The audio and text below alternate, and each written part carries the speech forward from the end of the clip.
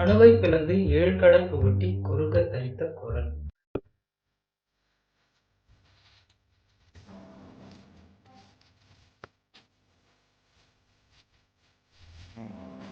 இதுக்கு பொருள் என்னன்னா, மிக சிறிய ஒன்றை பிளந்து கடுகுன்னு வச்சுக்கோங்க. ஆனா ஆட்டம் கடுகோட 1 மில்லியன் டைம்ஸ் சின்னது. கடுகுல 7 கடல்ல நுழைச்சி சின்னதா செஞ்சா அதுதான் திருக்குறள்னு திருக்குறளை ஔவையார் பிரைஸ் பண்ணியிருப்பாங்க. இதுல எனக்கு டவுட் இல்லை. ஆட்டம் நிரூபிக்கப்பட்டதுக்கு அப்புறம் அணுன்னு அது யாரு தமிழ் படுத்தினாங்க தெரியல. யாருன்னு தெரிஞ்சா கமெண்டில் போடுங்க. அப்போ ஔவையார் அணுன்னு எதை மீன் பண்ணியிருப்பாங்க? நம்ம ஆட்டமை முன்னாடியே கண்டுபிடிச்சிட்டோமா? ஆட்டம் ஒரு பைத்தியம், அதுக்கே அது என்ன பண்ணுதுன்னு தெரியாது.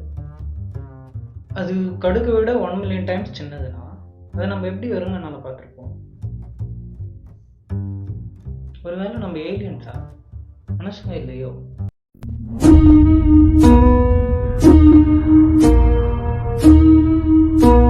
லைட் ஸ்பீடில் ட்ராவல் பண்ணால் டைம் ட்ராவல் பண்ணலான்னு ஒரு தியரி இருக்குது.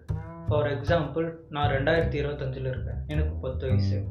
நான் டைம் ட்ராவல் பண்ணி 2045 போனால் கான்செப்ட் படி 10 வயசில் என்னோட 35 வயசால நான் பார்க்கலாம். ஆனால் இது உண்மையாச்சுன்னா ஏற்கனவே எழுதி வச்ச கதையில நம்ம வாழ்றதா தானே அர்த்தம். கடவுள் நம்பிக்கை மூட நம்பிக்கைன்னு சொல்றாங்க, அதுல எனக்கும் மாற்று கருத்து இல்லை.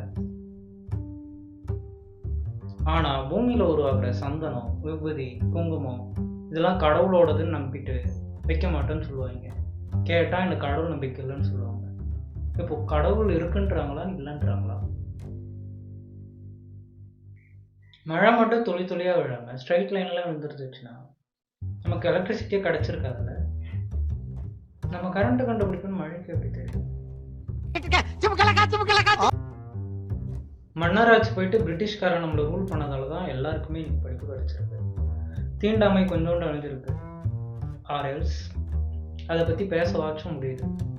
இப்போ நம்ம வளங்கள்லாம் திருடு போயிடுச்சேன்னு வருத்தப்படுறதா? நமக்கு படிப்பு கிடைச்சிருக்கு, தீண்டாமை பற்றி பேச முடியுதுன்னு களிப்பாடியா?